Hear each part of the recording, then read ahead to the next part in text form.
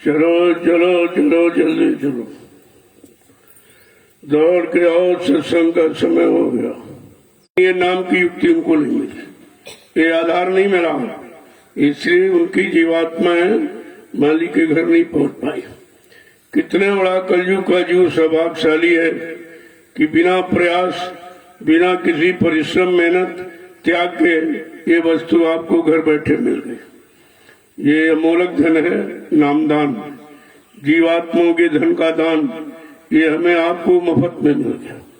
ये कृपा दया मेहरबानी कि चलो कलयुग के कमजोर जीवों की मदद करने वाला कोई नहीं, इनको सहारा देने वाला कोई नहीं, इनको भवसागर से निकालने वाला कोई नहीं, चलो इन पर दया कृपा मेहरबानी की और ये आधार हमें आपको मिल गया। अब जो नामदान मिला है उसकी कदर करो, उसका इस्तेमाल करो, अभ्यास करो। सुबह शाम आत्मा के घाट पर बैठकर तुम्हारा कोई काम बंद नहीं किया गया, न घर गृहस्थी परिवार छुड़ाई गई, न दुकान दफ्तर खेती आपकी बंद कराई गई और न ही रिश्ते नातों को कोई छेड़ा गया। उन्हीं परिवारों में रहकर ये नाम की कमाई कर लो, इससे अच्छा अवसर फिर कभी किसी को मिलेगा नहीं। और ऐसे समृद्ध मालिक भी नहीं मिलेंगे, क्योंकि ये भूमंडल पराए नहीं कभी। यही तो उनकी पहचान, उन्होंने अपनी पहचान के प्रभु धाम से आया और ये प्रभु नाम लेके, क्योंकि सारी सत्ता प्रभु की है। मर्त्यलोक से लेकर सत्यलोक, अलग अगाम अनाम, ये सत्ता प्रभु की। जब सत्ताधारी और प्रभु नाम लेके आ गया, फिर हमें आपको अब फिक्र करने की क्या जरूरत। इसका मतलब ये जीवात्मा सब अपने घर पहुंचेंगी जो कभी किसी युग में नहीं पहुंच पाई। कितना बड़ा सौभाग्य हम सब कलयुग के जीवों को मिला, लेकिन हम आप लापरवाही करते, मतलब उस पर ध्यान और ख्याल नहीं करते। कितनी बड़ी चीज मिल गई और चलो इसका जल और अपने घर निकल चले। जय गुरुदेव,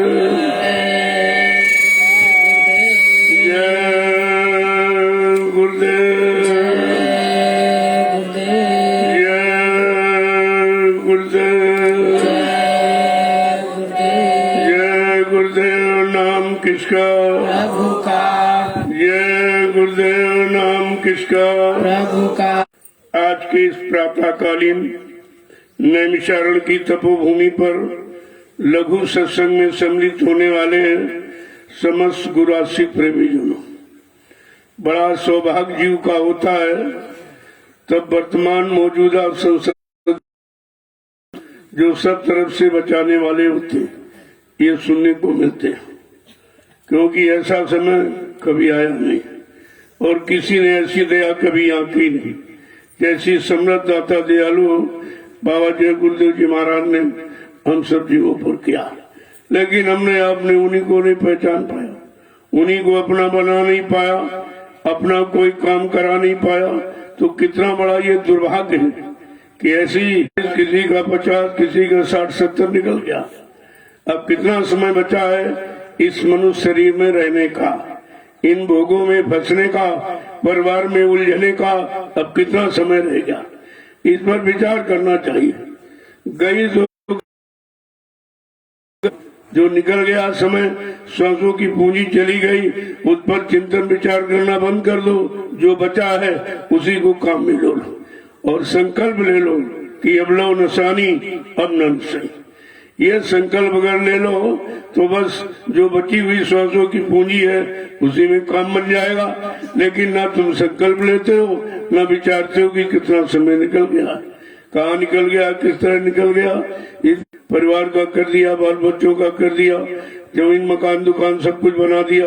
लेकिन अब कुछ अपनी भी बनाओ, यानी अपनी जीवात्मा का भी काम करो, जिस काम के लिए ये मानव शरीर परमात्मा ने दिया। और हमारी आपकी जीवात्मा ने यही वादा किया था, जब माँ के गर्भ में 5 महीने का पिंड हो जाता तो वो हरकत करता, यानी खुशबू बदबू की एहसास करने लगता। गर्भ की स्थिति कि मुंह नीचे पैर ऊपर होते, उल्टा टंगा, और माँ का मलमूत्र बच्चे के मुंह पर से 24 घंटे गुजरता है। सोचिए आप कितनी बदबू, कितना कष्ट, कितनी असहनीय पीड़ा होगी। उस दर्द और पीड़ा में वहाँ कोई मदद करने वाला, तुम्हारा सुनने वाला कोई नहीं था, केवल जीवात्मा थी और प्रभु था। उस प्रभु से वादा किया, राम से न कृष्ण से वादा नहीं किया। गोस्वामी महाराज ने यही स्पष्टीकरण किया उत्तरकांड में कि जीवात्मा ने वादा किया तो किससे किया, कौन से नाम के सहारे होकर किया। बड़े साफ शब्दों में लिखा है, अब प्रभु कृपा करो यही भांति, सब तज भजन करत दिन राति। ऐ मालिक, हमारे पर ऐसी दया कृपा मेहरबानी कर दो, अब इस नरक कुंड में रहा नहीं जा रहा, ये सहा नहीं जा रहा, आप कृपा कर दीजिए, इन नरक कुंड से बाहर कर दो। तो प्रभु कहता है, भाई कितनी बार हमने तुमको बाहर किया, लेकिन यहाँ तुम दुख तकलीफ में तो प्रार्थना करती हो, जब बाहर निकल जाती हो तो माया की चकाचौंध में फंस कर तुम हमको भूल जाती हो। तो कह रही नहीं, अब की बार नहीं भूलूंगी, क्यों, अब की बार हमें मानव तन मिला है, मानव शरीर मिला, इसलिए अब की बार नहीं भूलो, आप दया कर दीजिए। अब प्रभु कृपा करो यही भांति, सब तज भजन करब दिन राति। देखो प्रभु से प्रार्थना किया है, और किसी नाम, हरि नाम से नहीं, राम नाम को लेकर नहीं, कृष्ण नाम को लेकर, यानी जो करोड़ों नाम, किसी नाम का सहारा नहीं लिया। कहा केवल प्रभु तुम ही हमारी कृपा दया कर सकते हो, और किसी नाम को जपकर बीच के लोगों में तो जा सकती, लेकिन घर नहीं पहुंच सकती। तो प्रभु नाम का, अब वो प्रभु नाम आपके सामने आ गया, वो भी शंका खत्म हो गई कि भाई जीवात्मा किस नाम से जाएगी। तमाम नाम कोटि नाम संसार में, तासे मुक्ति न होए, आदि नाम जो गुप्त जप बूझे बिरला को है। यहाँ तो करोड़ों नाम है, कहा कोई कोई बिरला, कोई कोई मतवासिक प्रेमी उस नाम की तलाश करता है जिस नाम से जीवात्मा अपने घर को पहुंचती है। आज वो नाम भी आ गया, आपको तलाश भी नहीं करना, खोजना ढूंढना नहीं, तुम्हें तो सब कुछ किया कराया मिला, अगर फिर भी नहीं कर सकते हो तो इससे बड़ा दुर्भाग्य होगा। इन हमेशा इस पर विचार करना चाहिए। तो संत महापुरुषों ने अब ये बीच में बाधा कौन डाला, संत महापुरुषों ने यही बताया कि ये बीच में ये बाधा कौन डाला। कहता ये तुम्हारा मन, जो मन तुम्हारा दुश्मन बन के अंदर बैठा, हमेशा गंदे कर्मों की सलाह देता है।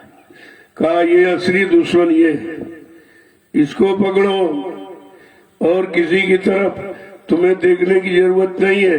तुम कहते हो पड़ोसी खराब, पड़ोसी खराब, ये खराब, वो खराब। अरे कोई नहीं खराब। तुम ये क्यों नहीं मानते हो कि मेरा मन ही खराब है? ये खराबी क्यों सोचता है? ये निंदा आलोचना बुराई में ही क्यों लगा है? ये अच्छी चीज क्यों नहीं पकड़ता है? सही अच्छे रास्ते पर क्यों नहीं चलता? अपना समय ये क्यों खराब करता है? का इसी पर हमें आपको विचार करना चाहिए। तो महापुरुषों ने एक ही आधार आपको बताया कि बड़ा बैरी मन घट में इसी को जीतना कठिना। पढ़ो तुम इसी के पीछे और सभी जतन तजना। अब आपको शारीरिक इंद्रियों के कोई भी कर्म नहीं करने, केवल इस शैतान मन के पीछे पड़ जाओ। और उसके लिए भी आपको रास्ता बता दिया कि 3 रास्तों से इसको कंट्रोल नियंत्रण में किया जा सकता है। सत्संग करो, सेवा करो और भजन करो। ये बाहर में 3 रास्ते और 3 ही अंदर में है। सुमिरन करो, ध्यान करो, भजन करो। अगर इन रास्तों को आपने समझ लिया और विश्वास करके इनको पकड़ लिया तो फिर चलने और पहुंचने में देर नहीं लगेगी। फिर आपको देर कुछ नहीं, देर इस मन के कारण। ये बाधा डाल रहा, अटकलें डाल रहा, गुरु और नाम इस तरफ खींच रहा और ये उधर खींच रहा। इसी खींचातानी में समझ आ रहा।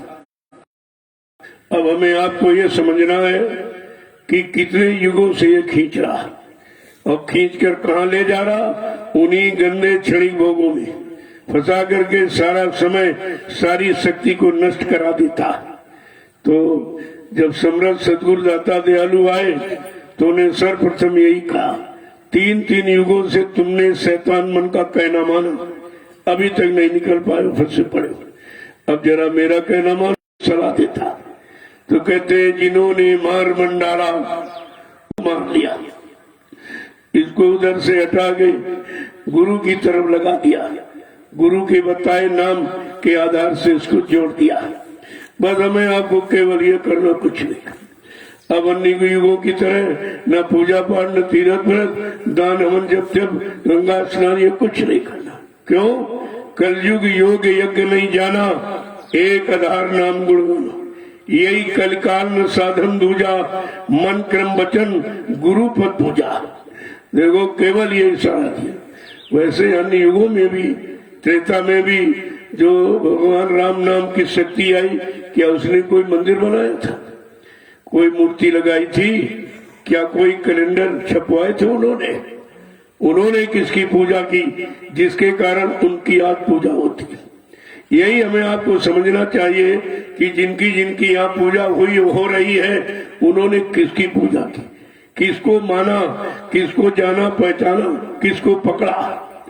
तो स्पष्ट मिलता है कि भगवान राम ने किसकी पूजा की कि प्रातः समय उठ के रघुनाथा और माता पिता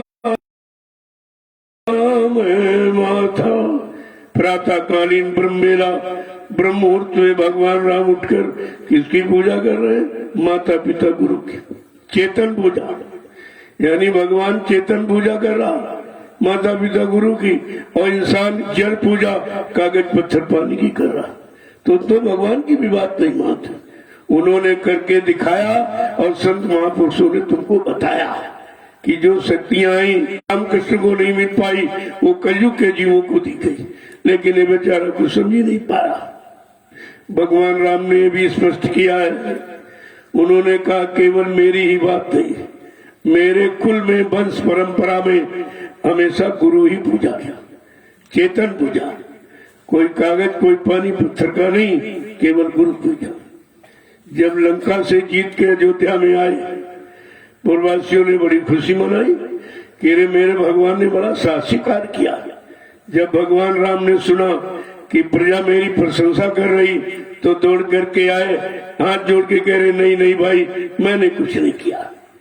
तो प्रजा ने कहा भगवान ये सब काम किसने किया? दुष्टों का संहार, भक्तों की मदद, धर्म की स्थापना, ये काम किसने किया? कहते नहीं मैंने नहीं किया। कि गुरु वशिष्ठ एक कुल पूज्य हमारे और इनकी कृपा हाथ अनुचरण मारे। कहते मैंने नहीं किया, मेरे कुल के पूजनी मेरे गुरु महाराज वशिष्ठ जी, उनकी दया कृपा से काम हो गया, मैंने नहीं किया। देखो भगवान गुरु पर न्यौछावर है और इंसान कागज पत्थर पानी पर न्यौछावर। तुम गुरु की बात न समझ पाए, न मान पाए, न तुम्हारी समझ में आया। जितनी शक्तियां भगवान कृष्ण आए, उन्होंने संदीपन गुरु के आदेश हुकुम का पालन किया, आज उनकी पूजा हो रही। ये गुरु भक्तों की पूजा है, उन्हीं को भगवान कह दिया गया, उन्हीं को जिन्होंने अपने गुरु को प्रसन्न कर लिया। और गुरु प्रसन्न कैसे होता? रुपए पैसे धन दौलत रूप स्वरूप से, सामानों से नहीं। गुरु की तो कलयुग का जीव सबसे अच्छा होना चाहिए। क्यों? कि कलयुग के जीव के सामने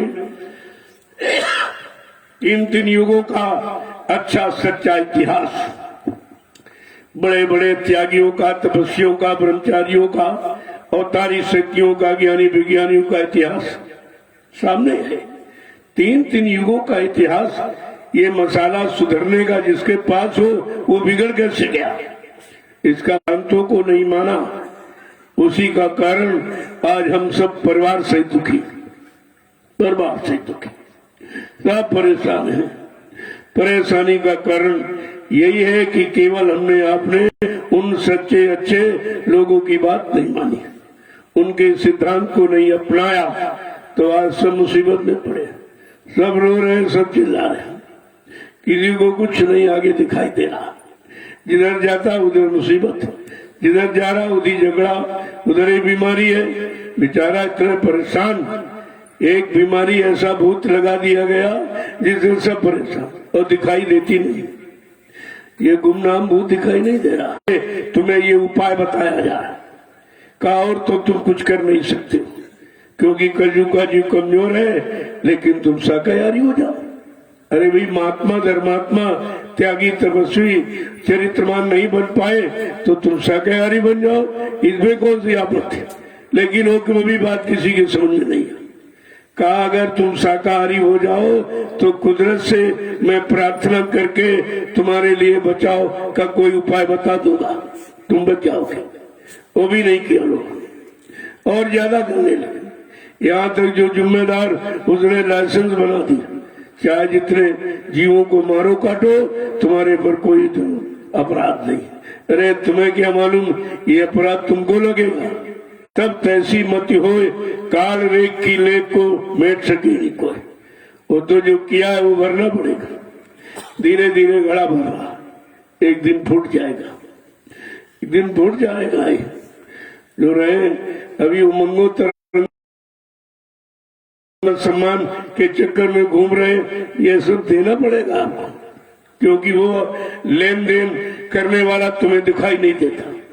इसीलिए संत महात्मा पहले से इशारा करके बताते कि कोई ऐसा कर्म न हो, न करो जिससे कोई अपराध बन जाए, फिर आपको सजा मिल जाए, फिर आपको नरकों में जाना पड़े, वहां जम की जूतियां खानी पड़े।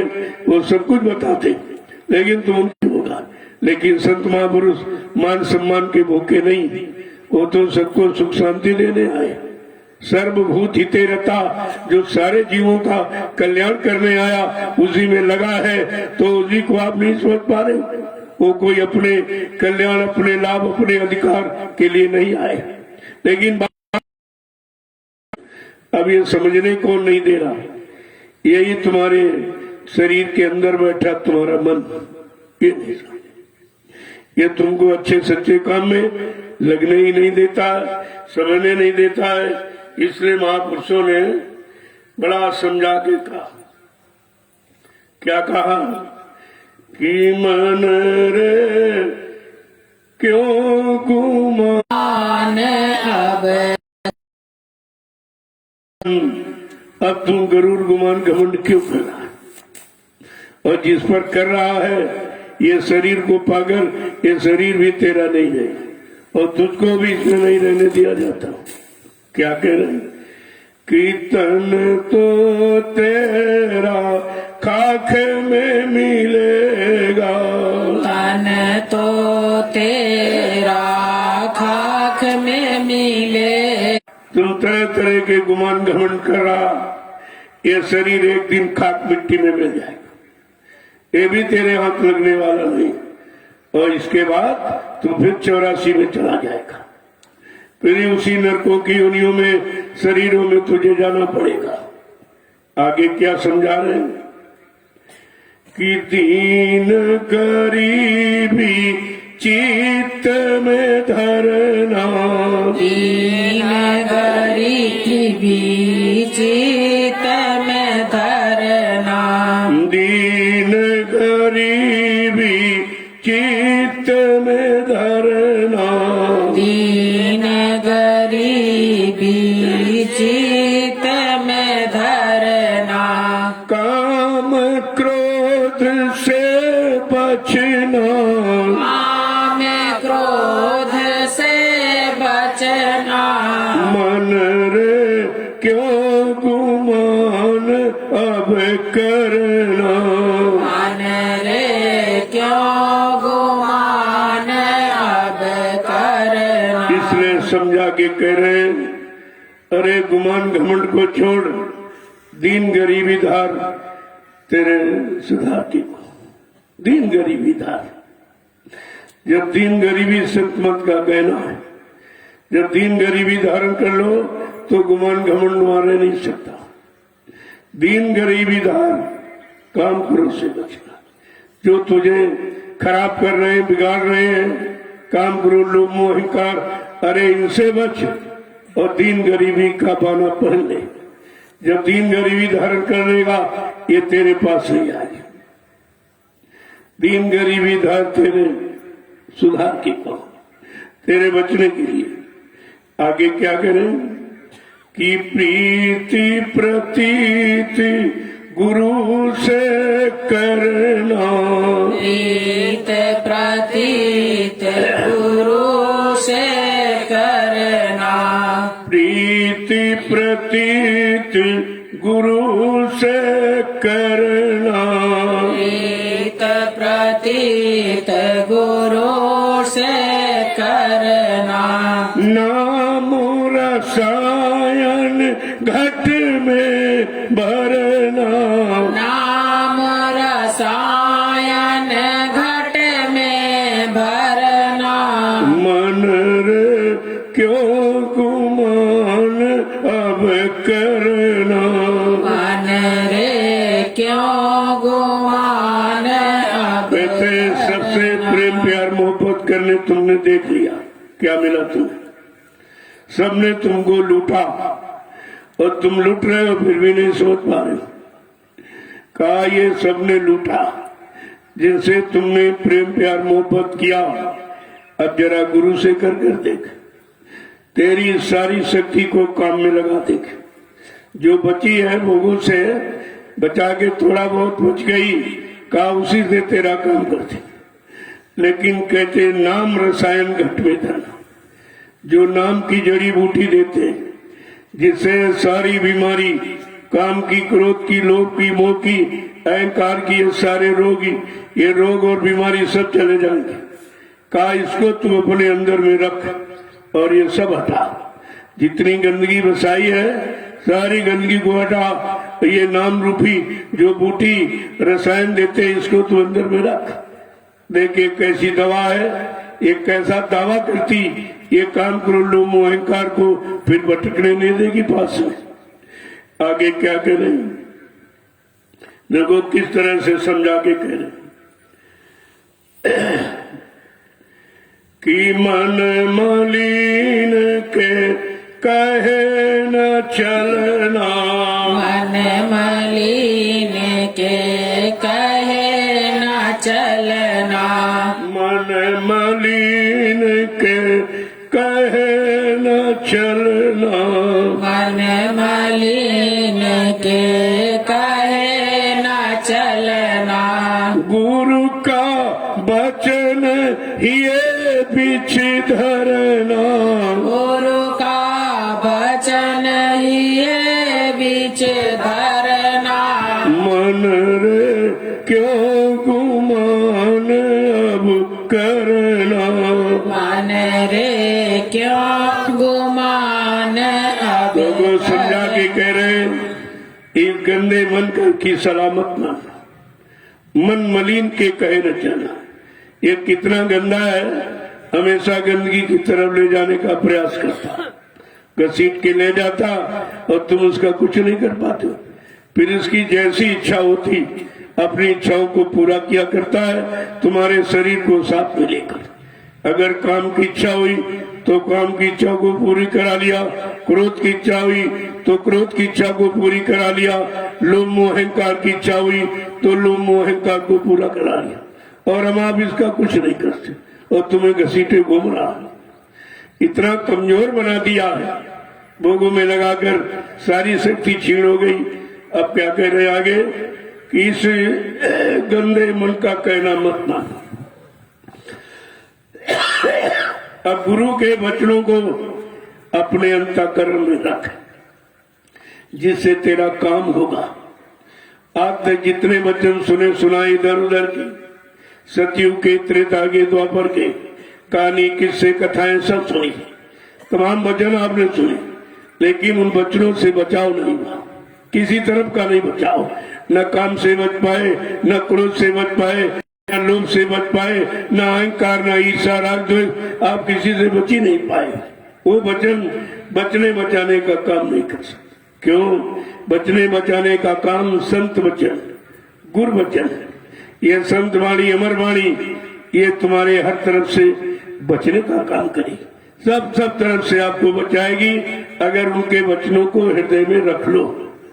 आगे क्या कह रही कि ये मति मंद शरणा, ये मत मंद गहे नहीं शरणा, लोभ बढ़ाए उदरी को भरना, लोभ बढ़ाए उदर को, क्यों गुमान अब करना, मन रे क्यों गुमान अब करना। कहते इतना मतमंद, इतना ज्ञानी अहंकारी है कि गुरु के वचनों को कभी पकड़ता नहीं, कभी नहीं पकड़ता, कभी उनकी शरण में जाने के लिए सलाह नहीं देता। ये तो तुम्हारे पुण्य कर्म तुम खुद करेंगे। तो इससे क्या होगा? कलयुग में संत महापुरुष मिलेंगे, तुम उनको पहचान लोगे, लेकिन तुमने पुण्य कर्म करने भी बंद कर दिए। यहाँ शराब भी पीते, गंगा भी नहाते, बुरे कर्म, गंदा खान पान करते, गंदी संतोवत, व्यभिचार को उपचार और गीता, रामायण, भागवत को पढ़ते। ये सब क्या है? मान करो, अरे इसकी भी सजा मिलेगी। जब तुम्हारे कर्म उनके अनुसार नहीं है तो उन ग्रंथों को तुम्हें छूने का अधिकार नहीं। पढ़ना, पढ़ाना, सुनाना तो दूर रहा, लेकिन सब उनकी बिक्री हो गई, सब बिक्री शुरू हो गई। जिन्होंने लिखा, जिनकी मेहनत, उन्होंने कुछ नहीं की। ब्रह्मा जी ने 4 वेद बनाए हैं, उन्होंने को रुपया पैसा, दान दक्षिणा, सेवा और रामचरितमानस की रचना संत गोस्वामी जी महाराज ने किया। क्या उन्होंने इसके बदले कोई सेवा सामान, रुपया पैसा, दान दक्षिणा आपसे मांगा था? ये सुनाने वाले क्या है? जरा ये देखिए, क्योंकि उनका उद्देश्य था, जिन्होंने लिखा है उनका उद्देश्य था ज्ञानार्जन का, कि सबको ज्ञान और सही सच्चे रास्ते की जानकारी हो जाए, ताकि कोई इनको बैका भरमा न पावे। लेकिन सुनाने वालों का उद्देश्य क्या है? धनोपार्जन, यानी पैसा मिले, रुपया मिले, सामान मिले, सम्मान मिले, लेकिन भगवान मिले, ये भाव किसी में नहीं। इनको भगवान को नहीं चाहिए, इनको सम्मान और सामान चाहिए। और इन्हें ये नहीं मालूम ये सब कर्म कर्जा बन जाएगा, लाभ और मान के ऊंचाई पड़ेगा, सब तुझे देना, ये सब देना पड़ेगा। ऐसा नहीं है कि तुम इसे मतलब छुट्टी पा जाओगे। ये तो सब यही हो रहा है। लिखने वालों ने, जिन्होंने इनका अनुभव, उन्होंने कुछ नहीं, और सुनाने वाले सारा देश से लूटे ले।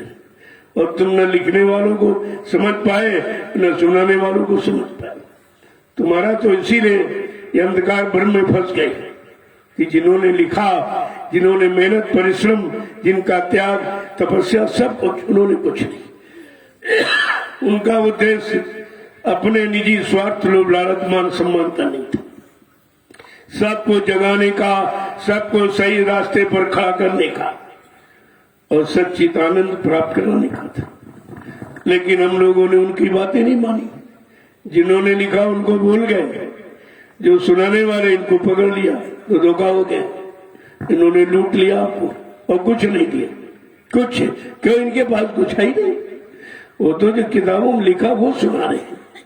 कह दो नहीं भाई, किताब बन के कुछ बताइए तो ये मौन हो जाएगा, कुछ नहीं कह सकता, इसकी वाणी विराम हो जाएगी। तो लेकिन तुमने तो समझा भी नहीं कि लिखा किसने, ये है किसका, और यानी बता कौन रहा, सुना कौन रहा, किसने लिखा, उसने कुछ नहीं लिया, और ये उसके लेने के अधिकारी कहाँ? ये तो उन्हीं का अधिकार जिन्होंने लिखा था। लेकिन तुम अधिकार भूल गए, क्योंकि उनका कोई अधिकार स्वार्थ लोभ लालच का था नहीं। वो तो सेवार्थ धर्मार्थ परमार्थ की भावना से इसको लिखा, और ये सब स्वार्थी लोभी लाची निकल पड़े और स्वार्थ की भावना से आपको बहका बरमा दिया। सही सच्चे रास्ते पर भी लाके खड़ा नहीं किया। मिलाना दिलाना दूर रहा। देखिए किस तरह से हमें आपको ठगा गया और ठगा जा रहा, बहकाया भरमाया जा रहा। आगे महापुरुष क्या कह रहे हैं कि तुम मत मानो इसका कहना, तुम मत मानो इसका कहना, तुम मत मानो इसका कहना, तुम मत मानो इसका कहना। इसके संग जगत बिच फसना, इसके संग जगत बीच फसना। मन रे क्यों गुमान अब करना, मन रे क्यों गुमान अब करना। इस मन का कहना मत मानो। अभी तक मान के देख लिया क्या मिला, तुम्हें कहाँ ले गया, कहाँ लगाया, और उसकी सजा कितने बार भुगतान करा रहा। अब ऐसे शैतान मन का कहना ही मत मानो। अब सतगुरु कहे करो तुम सोई। वो जो सत्य के रास्ते पर सच्चिदानंद दिलाने वाले, सतलोक सचखंड अनामी धाम पहुंचाने वाले आए, आप उनकी बात मानो, ये सब काम तुम्हारा हो जाएगा। लेकिन जब मान लोगे, जान लोगे, पहचान लोगे, अपना बना लोगे, तब ये काम आपका होगा। क्या कह रहे हैं? इस मन के साथ जितने फंसे, चाहे वो सतयुग के ऋषि मुनि योगी महर्षि हो, ब्रह्मचारी हो, चाहे त्रेता के ज्ञानी अवतारी शक्तियां हो, द्वापर की भी, ये सब के सब फंसे रहे, क्योंकि ये सब मन के अधीन है। मन का कहना इन सब में। देखो इस मन ने किसी को नहीं छोड़ा, सबको अपने कंट्रोल नियंत्रण में रखा और यहीं के कार्यों में लगाया, और जिसको करके और बाद में उसका परिणाम 4 खान 84 लाख नरकों की योनियों में हो गए। कभी पशुओं में, पशुओं वाले कर्म किए तो पशु शरीर में चले गए, पक्षियों वाले कर्म तो पक्षियों के शरीर में, कीड़े मकोड़ों वाले कर्म उनमें आप चले गए, जंगली जानवरों वाले कर्म किए उनमें आप पैदा हो गए। बहुत बुरे पाप कर्म आपने किए तो नाली में जो बदबूदार कीड़े, उसमें आपकी जीवात्मा को पहुंचा दिया कि देख तुमने जो करा उसका परिणाम कैसा है।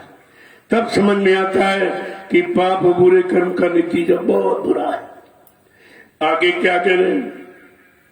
इस मूर्ख को समझ के रखना, इस मूर्ख को समझ के रखना, इस मूर्ख को समझ के रखना, इस मूर्ख को समझ के रखना। गुरु के चरण कभी न बिसरना, गुरु के चरण कभी न बिसरना। मन रे क्यों गुमान अब करना, मन रे क्यों गुमान अब करना। देखो समझा के क्या कह रहे हैं? इस मन मूर्ख को जो अपनी तान रहा, अपनी तरफ घसीट रहा, अपने अनुसार चला रहा है। कहा इस मन मूर्ख का कहना मत मान, अभी समझ लो, अपने आप को इससे थोड़ा अलग करके खड़ा करो, तब ये धीरे धीरे, जब इसका शरीर का साथ आप नहीं दोगे इसको, तो ये कुछ नहीं कर सकता, कुछ नहीं कर सकता। जैसे इंजन में ताकत बहुत है, लेकिन अगर डिब्बे न जोड़े जाओ तो ये कुछ नहीं करेगा, कुछ कर नहीं सकता। इस तरह शरीर को साथ में लेकर ये सब कुछ कर डालता है। अगर आप शरीर का साथ न दो तो भी ये कुछ नहीं कर सकता। केवल अपने आप को यही करना कि मन जाए तो जान दे, कसके राख शरीर, उतरी पड़ी कमान से कभी न चाले तीर। जैसे तीर को कमान पर रख दो, क्या कमान चला सकती? जब तो कोई खींचने वाला चेतन नहीं होगा, बाण प्रयोग नहीं कर सकता। ठीक इसी तरह अगर शरीर का साथ आप न दो तो ये मन कुछ नहीं कर सकता। लेकिन आप रोक नहीं पाते, वो शरीर को घसीट के ले जाता। रोकने माना बल नाम की कमाई आपने की, नाम की कमाई रोकेगी और कोई नहीं रोक सकता। कोई इंद्रियों से कोई पूजा पाठ तीरथ व्रत करो, लेकिन आप मन को नहीं रोक सकते। क्या किसी ने रोक पाया? बड़े बड़े ऋषि मुनि झटके में चले गए। पारा ऋषि, सिंगी ऋषि, जिन्होंने 60,000 वर्ष तप किया और काम ने ऐसा बाण मारा और उनको घायल कर दिया, और 60,000 वर्ष तपस्या 1 मिनट में खत्म हो गई। ऐसा है शैतान मन हमारे सबके अंदर बैठा। आज संसद गुरु ने उसी मन को पकड़ने की युक्ति थी जो किसी युग में किसी ने नहीं दी थी। अरे कितना बड़ा काम तो ही हो गया। लेकिन जब हम उनको समझ पाओगे तब तो कहते हैं इस मन मूर्ख को समझा के रखना, और गुरु के चरण कभी न बिसरना।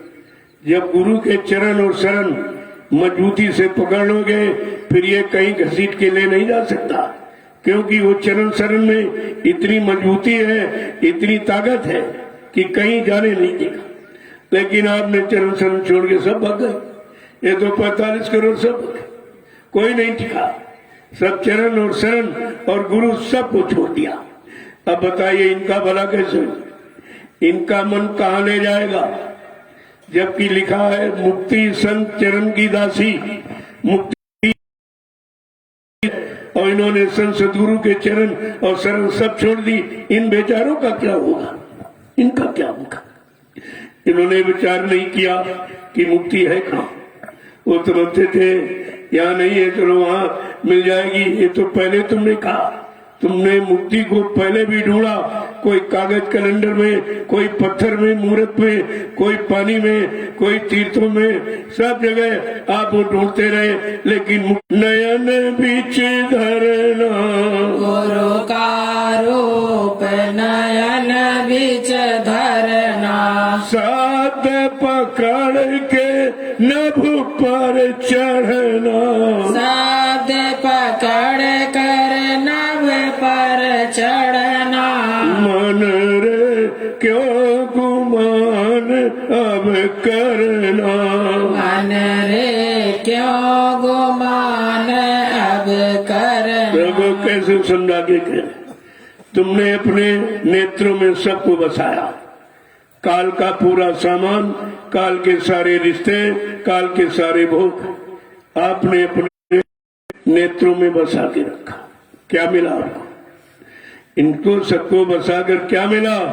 तुम उन्हीं में मिल गए, उन्हें में अपनों में मिला दिया, और फिर उन कर्मों को कराया जिन कर्मों को कर कर आज हम 4,84 लाख इन नरकों की योनियों से अलग नहीं हो पा रहे।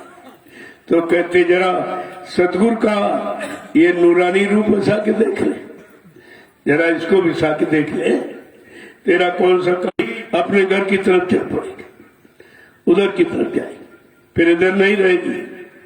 लेकिन जब तक गुरु के स्वरूप, इसीलिए कहा कलयुग में ये सब, क्योंकि पहले युग में लोग पत्थर की मूर्ति का ध्यान, कैलेंडर का ध्यान, कहीं पानी का, कहीं तीर्थों का, यानी समय और पूजी सब खराब करते रहे, मिला कुछ नहीं। तो कहा अब चेतन को जरा ध्यान में लिया, चेतन मूर्ति को रख, गुरु चेतन है, मुर्दा नहीं है। वो पत्थर कागज कैलेंडर नहीं है, वो चेतन स्वरूप का। उसको जरा रख के दे तब करना।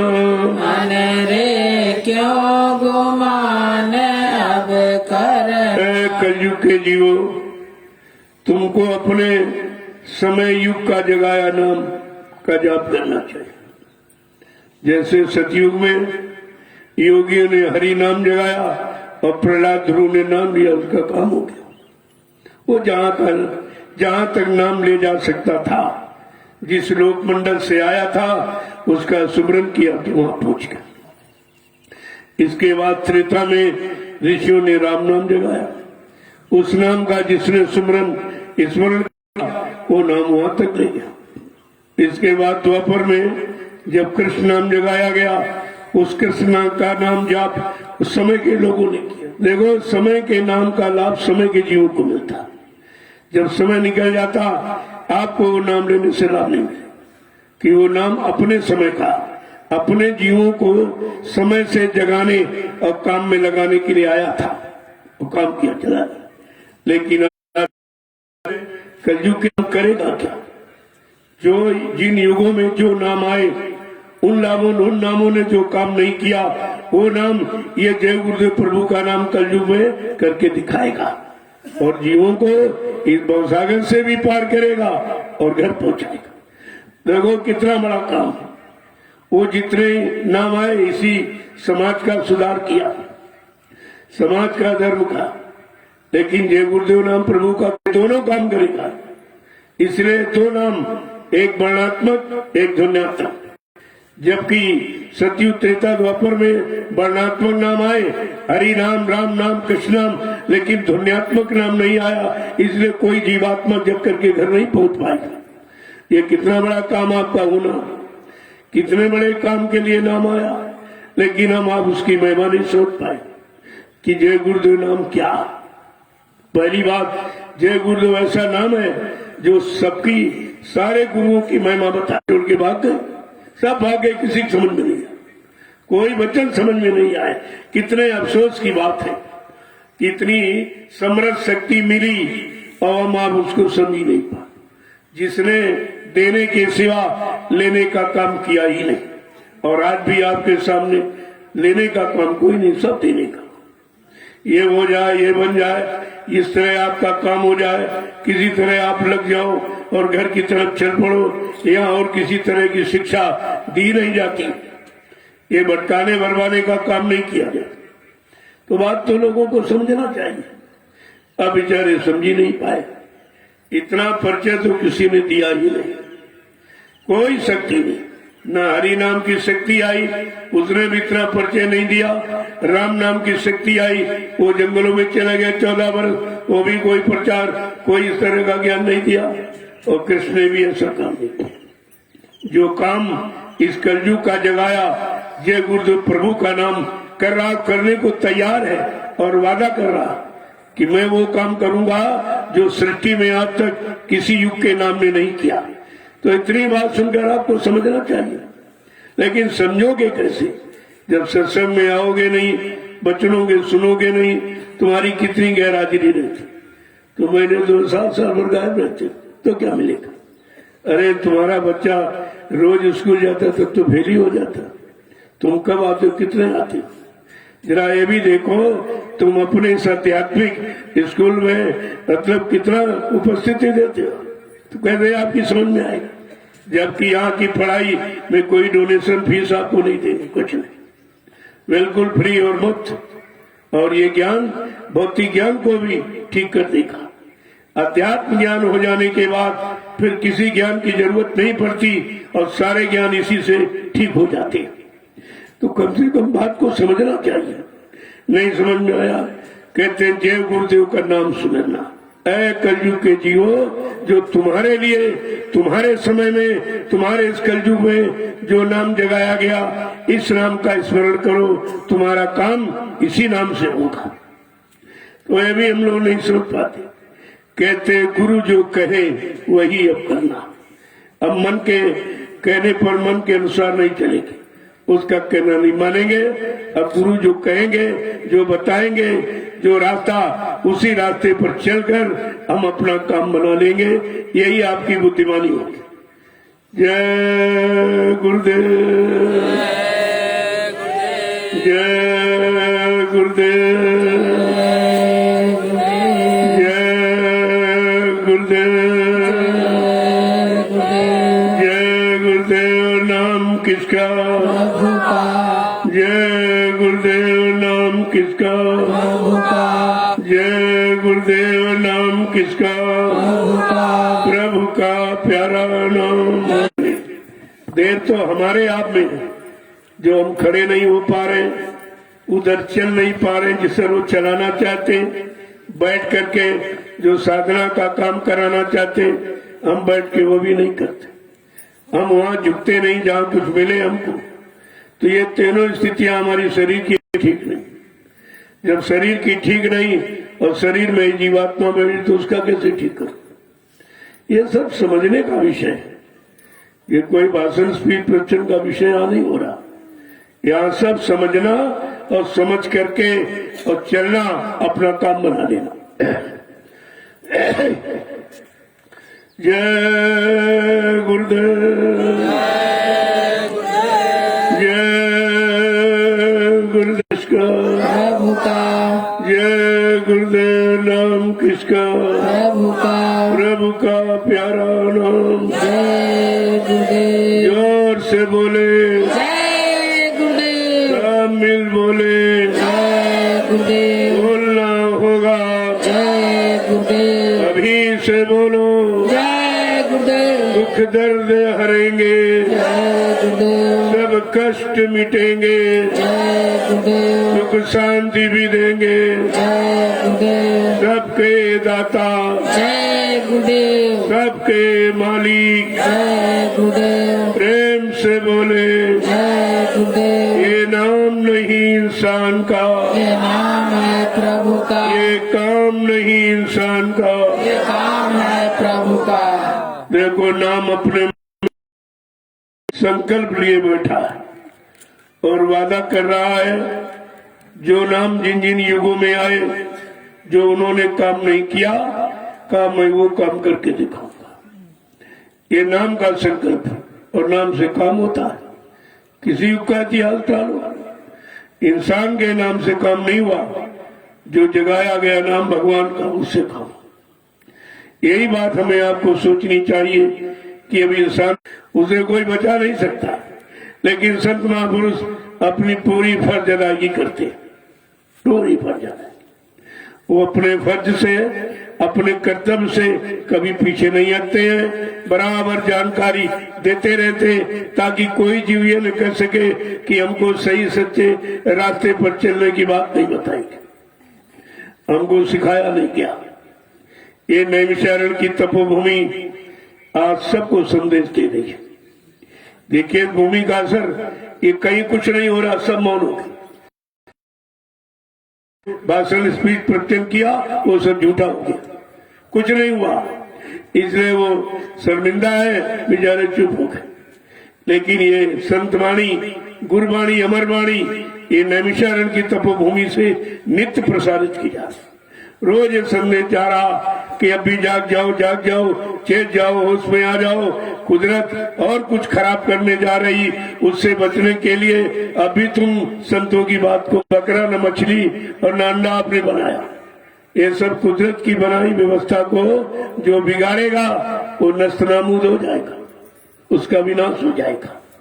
इसलिए कितनी बार कहा गया, आज भी प्रार्थना आपसे की जा रही, इस धरती माँ के जीवों को न काटो, न मारो, न सताओ। अगर धरती माँ कहीं नाराज हो गई, उसने अगर करवट ले ली, तो ये सब रसातल में चला जाएगा, ये कुछ नहीं बचेगा। तो ऐसा काम कोई मत कर। लेकिन कोई नहीं सुनता इस सत्य आवाज को। मित्रों, यानी तुम्हारे दुख तकलीफ को दूर करने वाली आवाज को कोई सुनता ही नहीं। चलो तुम न सुनो, लेकिन वायुमंडल में तो प्रसारण हो रहा, वायुमंडल ये सब कैच कर रहा, सारे वचन वाणी को, और समय से वो प्रमाण दे देगा आपको। ये इस समय इस तारीख एक दिन ये सुनाया, यहाँ सुनाया, वहाँ सुनाया, सारे स्थानों की, जिलों की सब जानकारी देगा। आप अभी समझते कहाँ इस चीज को? इसलिए मैं तो सबको सुना रहा हूँ। इस प्रकृति के जितने जीव सब सुनने के अधिकारी हैं और सब बचने के, क्योंकि सब पर मुसीबत है, सब कोई नहीं बच रहा। कोई परेशानी, मुसीबत, बीमारी, महामारी से भी दूर नहीं और निरंतर फंसता चला जा रहा। फिर भी ये लोग नहीं विचार कर रहे कि भाई तुम्हारा उपचार, तुम्हारी युक्ति सब फेल, तो कम से कम किसी से सलाह ले लो। अरे महात्मा भी तो इसी देश में है, उनका भी तो अधिकार है, वो भी धरती माँ पर रह रहे, गोदी में पल रहे, उनका भी अधिकार है।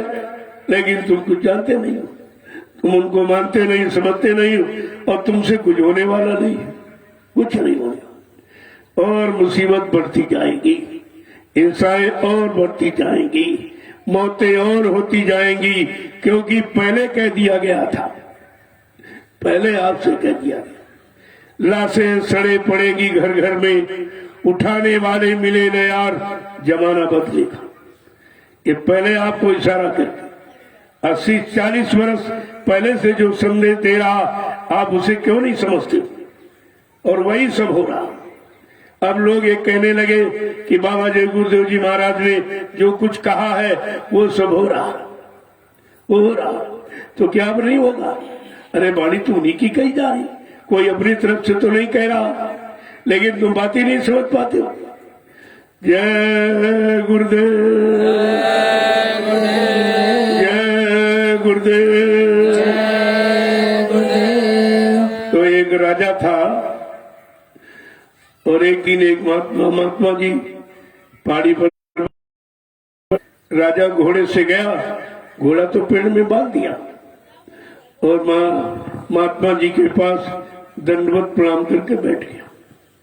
कुछ देर बाद कहने लगा कि महाराज हमारा भविष्य बता दीजिए। तो महात्मा थोड़ी देर सोचते रहे, फिर उसने कहा मैं भविष्य तुम्हारा बता दूंगा, मैं जानता हूँ, लेकिन तुम मानोगे नहीं। अरे क्या आप बताए, हम ना माने? कल हाँ मैं जानता हूँ कि तुम मानोगे ना।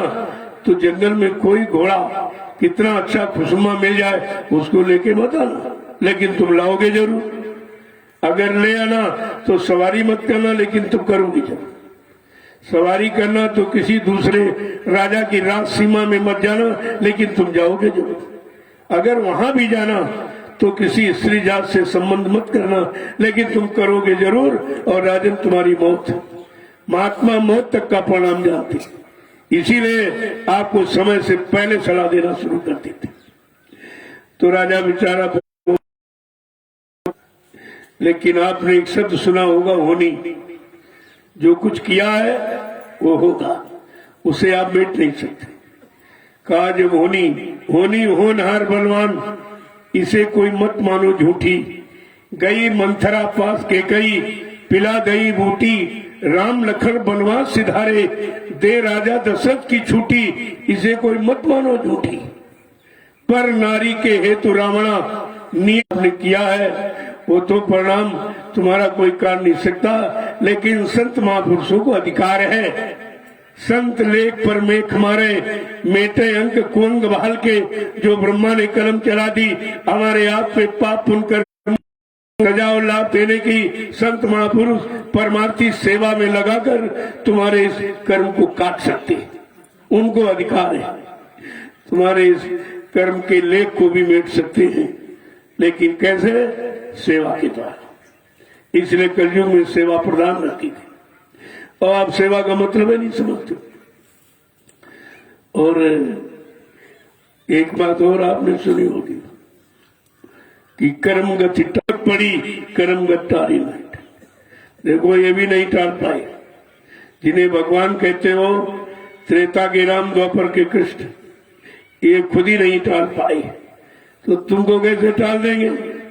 तो ये सारी स्थित परिस्थितियों से बचाने के लिए दाता सदगुरु दयाल यानी भूमंडल पर मतलब मंडल पर आए और नाम को लेके आए। ऐसे नहीं, काम करने वाली युक्ति आधार औजार शस्त्र लेकर किया कि इसके द्वारा तुम्हारे पिछले जन्मों के किए हुए कर्मों का भी सफाया हो जाएगा और तुम्हारी जीवात्मा को जगा करके प्रभु से मिला दिया जाएगा। ये दोनों काम के लिए है। जय गुरुदेव, जय गुरुदेव, जय गुरुदेव। नाम किसका? प्रभु का। जय गुरुदेव। नाम किसका? प्रभु का। प्रभु का प्यारा नाम। जय गुरुदेव। अब आप लोग सेवा भी बेकार हो जाती, तुम बैठे रहते हो, मन भाग जाता, करने नहीं देता आपको। ये मन की घेराघारी हो रही है, ये जब घेरे में आ जाएगा तो ये सब काम कर लेगा। जितना उधर भाग रहा उतना इधर भागेगा, केवल इसको मोड़ना है। और मोड़ने के लिए मालिक की दया चाहिए, बगैर उसकी दया के तो मुड़ेगा नहीं। जय गुरुदेव। अब आप लोग चलिए सेवा। देखो ये जितना सब्जी भाग अपनी इच्छा से कोई मत तोड़ के खाना, वो प्रसाद नहीं होगा। जब वो भंडारे में जाएगा वहां प्रसाद बना दिया जाए, वहां से ले लीजिए आप, ये तुम्हारे लिए और किसी के लिए नहीं। लेकिन तौर तरीका जो सिद्धांत मतलब बनाया गया मर्यादा में पालन करोगे उसका लाभ मिलेगा। ऐसे नहीं आनेगा तोड़ खा लिया, वो प्रसाद नहीं होगा। तुम्हारे हाथ से तोड़ के खाने में कोई प्रसाद, वो तो भंडारे में वहां पहुंचेगा और वहां से आप उसको ले लीजिए, वो प्रसाद का काम करेगा। है तो सब तुम्हारे खाने के लिए, ये थोड़ी है। लेकिन व्यवस्था बिगाड़ दोगे तो कुछ नहीं मिलेगा आपको, हो जाएगी, आपको लाभ भी नहीं मिलेगा। तो आप दो नुकसान मत करो, दोनों तरफ का नुकसान करोगे मतलब कुछ नहीं। इसलिए ये जो जिम्मेदार लोग हैं जो कृषि फार्म की सेवा कर रहे हैं, ये सब वहां पर पहुंचा देंगे आपको और आपको मिल जाएगा, वहां से ले लीजिए, ताकि कोई व्यवस्था बिगड़े नहीं। लोग भी समझे कितने अनुशासन में आप हो, कितने मर्यादित हो। तो ये दिखाना आप करके आपको कि हम कितने गुरुभक्त हैं, कितने अनुशासित हैं, कितनी मर्यादा में, ये आपको दिखाना है। यही इतिहास बन रहा। अब इतिहास के पात्र अगर बनना चाहते हो तो अनुशासन मर्यादा में रहना सीखो आप, तो सब काम हो जाए, सब काम आपका हो जाए। अब आप चलिए अपनी अपनी सेवा। उधर देखो वो निर्वाण, आध्यात्मिक निर्माण हो रहा, और तुम्हारी गाड़ी कमाई से हो रही। मेरे पास तो कुछ नहीं, वो आपका सब और आपके लिए है, तो आप उसकी सेवा तुम तो करके चले जाओगे। जो लोग आएंगे पीछे से, जब तक ईंट रहेगी लोग आते जाते रहेंगे, उसका लाभ आपके खाते में होगा, क्योंकि मेहनत परिश्रम और धन आपका लगा होगा। ऐसा नहीं है कि सेवाओं का कहीं यहाँ गलत सलत प्रयोग होता है, ये नहीं। पहली बात, मैं कोई सेवा लेता नहीं, ना पहले कभी का अनाज कह रहा हूं। अब ये जो सेवा अपनी इच्छा से, स्वेच्छा से, सेवा भाव श्रद्धा भाव में आप देते हो, तो आपके सामने लगा हुआ, वो देख लिया। क्योंकि मेरे पास तो कोई खर्चा नहीं, मेरे कोई बीवी बच्चा तो है नहीं जिसके लिए मैं इकट्ठा करूंगा, संचय करूंगा, आपसे झूठ बोलूंगा, ये काम यहाँ नहीं होता। मेरा कोई बैंक बैलेंस खाता नहीं, बिल्कुल खुली किताब। इसलिए हमको किसी का डर नहीं, क्योंकि ये परमार्थ का काम करने में डर किस बात का? जब स्वार्थ के काम करने में लोग नहीं डरते हैं, पाप से नहीं डरते हैं, तो फिर यहाँ कौन सा डर है?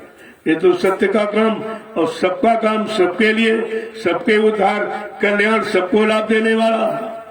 तो इसलिए आप लोग इस सेवा, परमार्थ की सेवा में लगो, और धीरे धीरे ये तमाम काम आपका इसी से हो जाएगा। कुछ न कुछ जरूर करो, जब यहाँ आए हो तो कुछ न कुछ करो, खाली मत बैठो, ताकि शरीर से जो कुछ बुरा पाप हो गया वो धीरे धीरे खत्म हो जाए। जब करोगे आप तभी तो खत्म होगा। जब शरीर से करोगे तो शरीर से किया पाप खत्म हो जाएगा। और धन की सेवा, तो धन से जो आपने किया उसकी मतलब यानी उसका निवारण हो जाएगा। जो मन से आपने पाप किया तो सुमरन ध्यान भजन करा के वो भी आपका खत्म करा दिया जाएगा। अगर अन्न खा के कोई पाप किया तो तुम्हारा अन्न भंडारों में लेकर और रोटी बनाकर उन प्रेमियों को खिलाई जाएगी जो तुम्हारी रोटी खा के भजन करेंगे।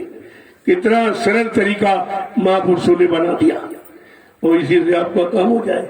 न कलयुग में कहाँ काम होने वाला, जब सतयुग द्वापर त्रेता में अच्छी उम्र वाले अच्छे लोग थे, उनका काम नहीं हुआ, तो कलयुग में हम सब गंदे जीवों का काम कैसे होगा?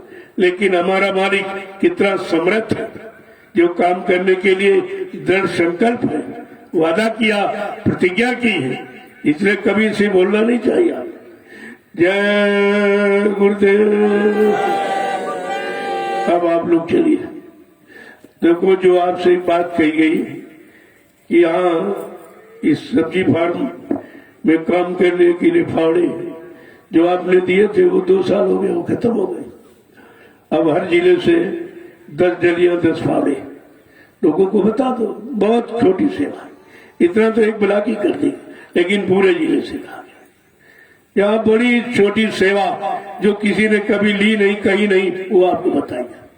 जैसे वार्षिक कार्यक्रम जो साल में होते हैं, 1 जनवरी, अगेन सुधी, 10वीं का भंडारा, एक ये होली मुक्ति दिवस और आपके गुरु पूर्णिमा, ये 4 ही कार्यक्रम तो है। इनमें आपको बता दिया गया कि 2 किलो गेहूं भंडारे के लिए जो लोग आएंगे उनकी सेवा। मैं अपने लिए कुछ नहीं कहता, 2 किलो गेहूं और 25 रुपए, इससे आपके भंडारे चल जाएंगे। भंडार के खर्चे, कितनी छोटी सेवा है जो कभी किसी ने नहीं की। ये हमेशा ये कहने की बात नहीं है। जब वार्षिक कार्यक्रम के लिए इशारा कर दिया गया, जब कार्यक्रम आया आपको फौरन समझ लेना चाहिए।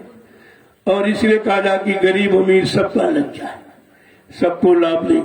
2 किलो गेहूं मजदूर भी दे देगा, वो भी दे देगा। इतनी छोटी सेवा कही जा रही, जो छोटे से बड़े तक सब दे सकते हैं, और बड़े ज्यादा देते हैं।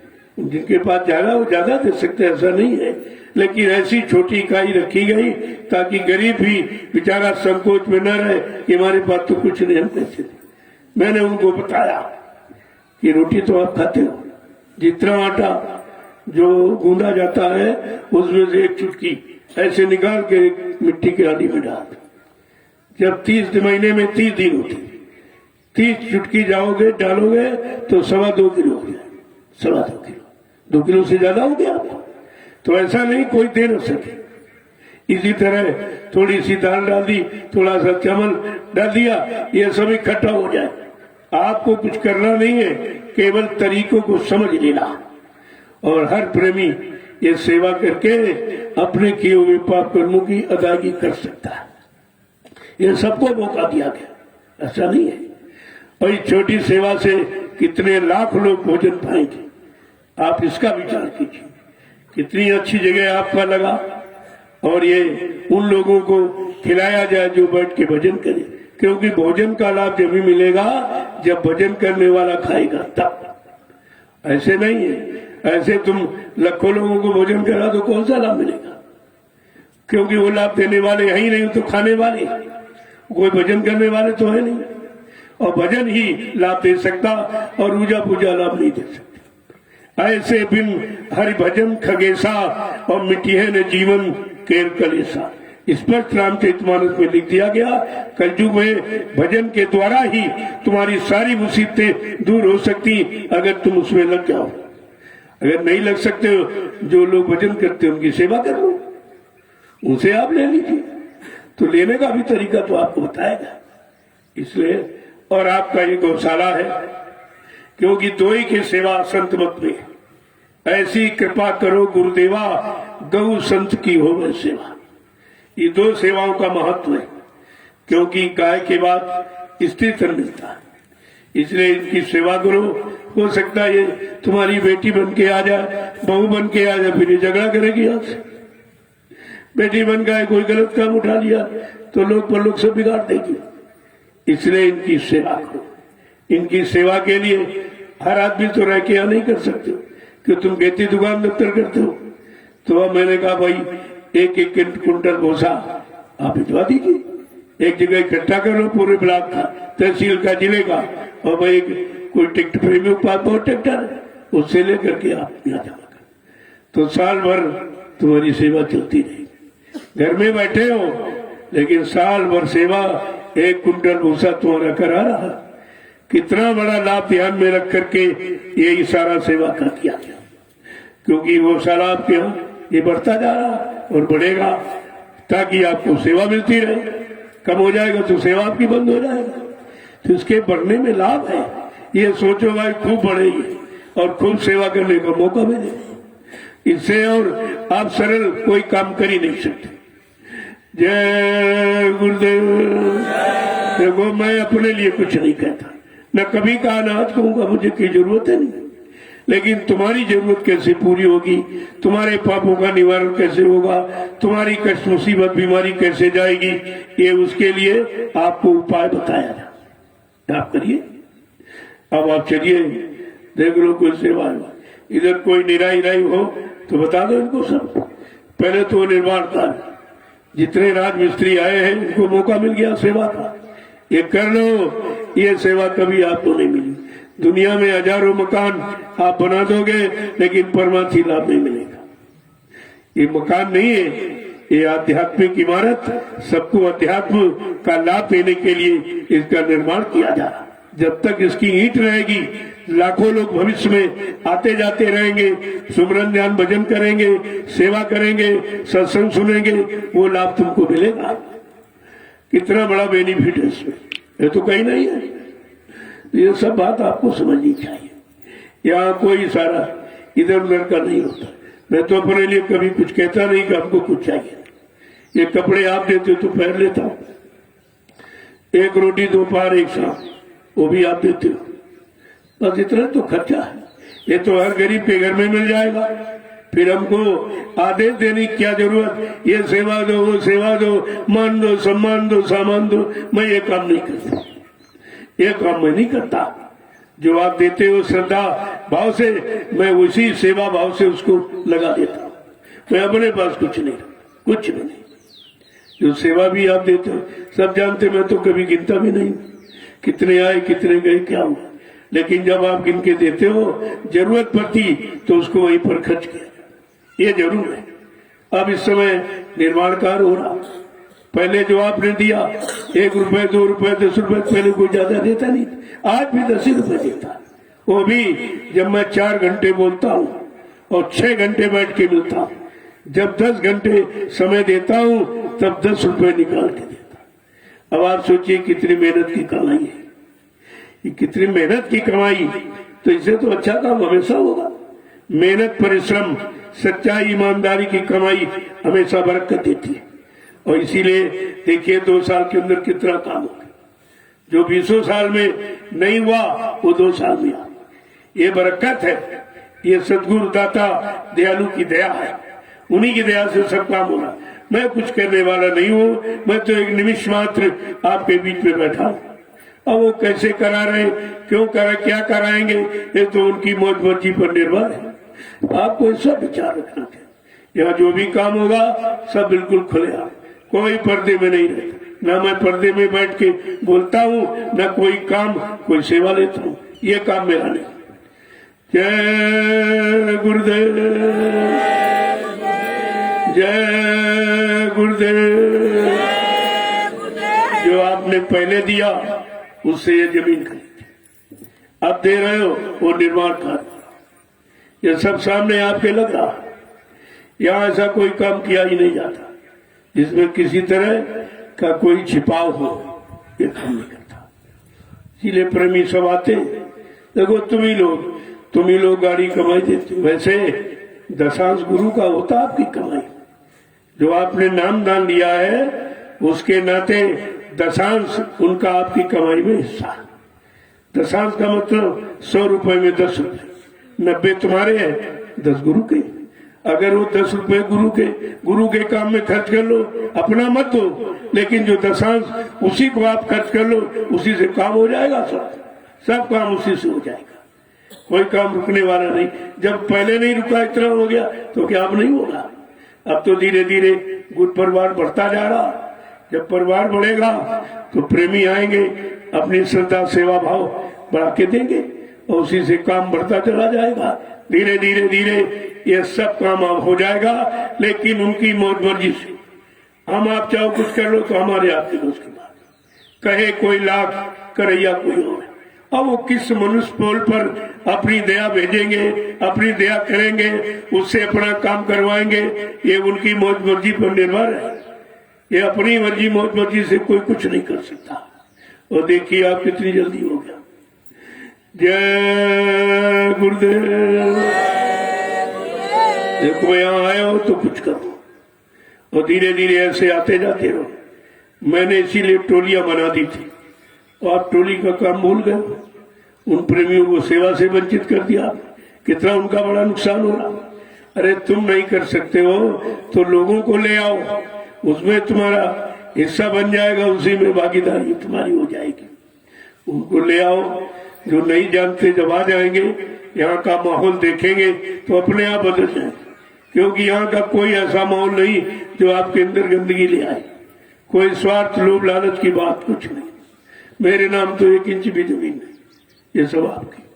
मैंने इसीलिए इसी शंका संदेह भूल भ्रम से आपको दूर रखने के लिए मैंने समिति बना दी। जय गुरुदेव आध्यात्मिक वैचारिक प्रचार समिति का निर्माण कर दिया और उसका रजिस्ट्रेशन करा दिया। उसी में खाता खुल गया। जो सेवा बेचारे नहीं आ सकते अपने खाते में डाल दे। मैं क्या करूंगा। और यहाँ आते हो तो हाथ में दे दो। बीच में किसी को मत देना कि वो सेवा यहाँ तक नहीं आती है। जिन पर विश्वास है या जिनको मैंने रजिस्टर हस्ताक्षर करके रजिस्टर दे दिया उनको आप दे सकते हो। वो यहाँ लेके आते और बाकी तो पहले आपने दिए वो भी यहाँ तक नहीं आए। बड़ा नोट तो कभी आता ही नहीं, वो पीछे में गायब हो जाता। पहले भी आपसे कहा था कि भाई इसको संभाल के रखना, विश्वास सब पर इस तरह का मत करना। जब तुम आते हो तो सीधे लेके आओ, अपना यहाँ दे दो, तुरंत तुम्हारे सामने लगा दिया जाए। ये कितनी अच्छी बात है। और इधर उधर करोगे तो सब तरह के लोग इसमें भी आए। ये पुराने चोर है मथुरा वाले बहुत इसमें, वो उनका काम वही चोरी का, पैसा लेना, कमीशन बना लेना और थोड़ा बहुत दे देना, बाकी खा जाना। उन बेचारों को नहीं मालूम है कि कितना बड़ा बोझा। एक तो आप सेवा देते नहीं, जो प्रेमी देते उनकी भी तुम खा जाते, तुम्हारा क्या होगा। गुर से कपट, संगत से चोरी और की वो निर्धन की वो कोढ़ी, ये तो सिद्धांत है। इसको भूल गए आप, तभी से फंस गए बेचारे। मैंने शुरुआत में भी कहा था, जिन्होंने समृद्ध गुरु को मुर्दा बता दिया, आप देख लीजिए तुम्हारे सामने वो सब मुर्दा होते चले जाएंगे, तुम्हारे सामने ही होते चले जाएंगे। जिन्होंने समृद्ध माली को, जो भूमंडल पर परिवर्तन करने के लिए आया, उसको अपने स्वार्थ लोभ लालच के लिए झूठा प्रचार कर दिया कि बाबा जी शरीर छोड़ के चले गए। आप देखते जाइए वो सब मुर्दा होते चले जाए। अपने आप मथुराश्रम खाली हो जाएगा, तुम्हें खाली कराने की जरूरत नहीं पड़ेगी, सब खाली हो जाएगा। गंदगी नहीं रुकेगी वहां, वो गंदगी रोकने के लिए वहां बनाया गया। कितनी मेहनत, कितना परिश्रम, कितना कटीला जंगल जिसको खोद करके झाड़ियों को खोदा गया और कैसे प्रेमियों ने मेहनत परिश्रम करके वहां पर बनाया है। और स्वार्थी लोभी लालचियों ने कह दिया हमारा है, ऐसा कहीं हो जाएगा। उसको उस पर अधिकार किसी का। मैंने भी बीच में कहा था चलो जिंदा मुर्दा की बात छोड़ दो, अरे गुरुद्वारा तो सबका है। ये जगह जो मतलब यानी सरकार कह रही है अवैध कब्जा, इन पर आप लोग अभी हो जाए, अपना आश्रम जाने मत दो। आगे फिर जरूरत पड़ेगी, फिर मुसीबत खड़ी हो जाएगी, फिर जमीन मोल लेनी पड़ेगी। तो आप ऐसा कर दो। कोई नहीं निकला, कोई नहीं खड़ा, सब अपनी स्वार्थ की दुकानें सजाने में जुटे पड़े और आश्रम का, गुरुद्वारे का ध्यान किसी को नहीं। लोगों ने हमसे कहा कि जब मथुरा में आश्रम था आपने यहाँ क्यों बना दिया। हमने कहा नहीं, जब परिवार बढ़ता है तो एक मकान में गुजारा नहीं होता, तो निर्माण करना ही पड़ता। और मैंने नहीं किया। जो मुझे हुक्म मिला 10 जुलाई से 23 जुलाई 1997 में गुरु पूर्णिमा का कार्यक्रम इसी गोमती नदी के उस पार नैमिषारण्य में होगा।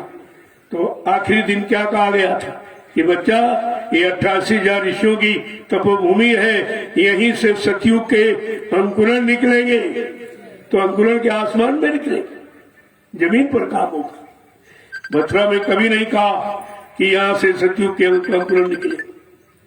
वो स्थान अपनी जगह पर है, पाक साफ पवित्र निर्मल है, ये अपनी जगह पर। ये काम का है, वो भी धाम है, ये भी काम का है, बात कोई दूसरी नहीं है। लेकिन जब आप किसी चीज को गंदा कर दोगे, रुकने नहीं दोगे, लोगों को ठहरने नहीं दोगे, तो कहीं न कहीं तो जीवों के लिए निर्माण करना ही पड़ेगा। कहाँ जीव रोके जाते, कहाँ खड़े किए जाते, उनको समय का संदेश कहाँ दिया जाता, उसके लिए जमीन आवश्यक है। वो भी 88,000 ऋषियों की तपोभूमि, इसको लेना तो सबसे बड़ा पुण्य का काम। ये जितनी ले लो, इसी पर लोग बैठकर अपना काम कर लेंगे। जय गुरुदेव। ये जमीन आज भी तो इशारा कर रही, सब जगह लोग मौन है। यहाँ से संदेश क्यों जा रहा? जब पहले लॉकडाउन लगा, सब चुप हो गए, 10-5 लोग कहीं इकट्ठे नहीं हो सकते, लेकिन नैमिषारण्य की तपोभूमि से बराबर संदेश जाता रहा। लोग यहाँ आते जाते रहे। क्यों? मैंने कह दिया मेरे यहाँ कोई बीमारी, यहाँ कोई बीमारी आ ही नहीं सकती, क्यों? ये सब लोग शाकाहारी, ये मांसाहारी यहाँ नहीं आता। तो लोगों को तो सब समझ गए, ऐसी बात नहीं, सब जान गए, बराबर देख रहे कि यहाँ न जाने लोगों का बना हुआ कोई एक भी मरीज नहीं है, कोई बीमारी यहाँ नहीं। हमने कहा 88,000 ऋषियों की तपोभूमि है और इस पर नाम की साधना करने वाले जो लोग हैं, इनमें बीमारी कैसे आई? आप समझते नहीं हो। मैंने कहा सब लोग तुम शाकाहारी हो जाओ और हिंदुस्तान से बीमारी चली जाएगी। वैसे नहीं जाएगी। तुम कितना उपाय कर लो, अपनी मन बुद्धि के घोड़े दौड़ा दो, लेकिन होने वाला कुछ नहीं, कुछ नहीं होने वाला। आप देखते जाइए, मुसीबतें बढ़ती जाएंगी, बीमारी बढ़ती जाएगी, लोग मरते जाएंगे और इनके पास उसका कोई समाधान नहीं। अरे लॉकडाउन क्या समाधान है कोई? इसमें तो और परेशानी आ जाए। जो गरीब रोज कमाता खाता वो क्या करेगा? वो क्या करेगा? क्या भूखा रहेगा घर में? तो तुम तो क्रांति फैला दो, तुम क्रांति की भूमिका बना रहे हो। ये गलत है। तुम्हें बुद्धि से बैठकर विचार करना है। मैं तो प्रार्थना कर सकता हूं, और क्या कर सकता। अगर आप स्वीकार कर लो तो अच्छी बात, न तुम जानो तुम्हारा काम जाने। जय गुरुदेव। अब आप चलिए बड़ी बड़ी सेवा। जो जिम्मेदार लोग उनसे पूछ लो कहाँ सेवा होनी है। देखो यहाँ कोई भी चीज, एक रोड़ी तक इतनी पड़ी, उसको उठा लो, वहां डालो, कि वो तुम्हारे पैसे से ली, उसमें तुम्हारी कमाई लगी हुई। ऐसा नहीं कि पैरों से कुचलते चले जा रहे। कहाँ कहीं भी सब जगह देखो, उधर आपका वो निर्माण हो गया, गेट बन गया, कोई रास्ता नहीं था, बिल्कुल मालिक की दया हुई, चंद मिनट में रास्ता तैयार हो गया। आपकी गाड़ी कमाई से यहाँ सब काम हो रहा, सब तुम्हारी कमाई से। तुम ही लोग दे रहे हो, मेरे पास तो कुछ है नहीं, कुछ नहीं। इसलिए कभी ऐसा मत सोचो, ये सब तुम्हारा है, तुम्हारे लिए है, आगे आने वाले लोगों के लिए।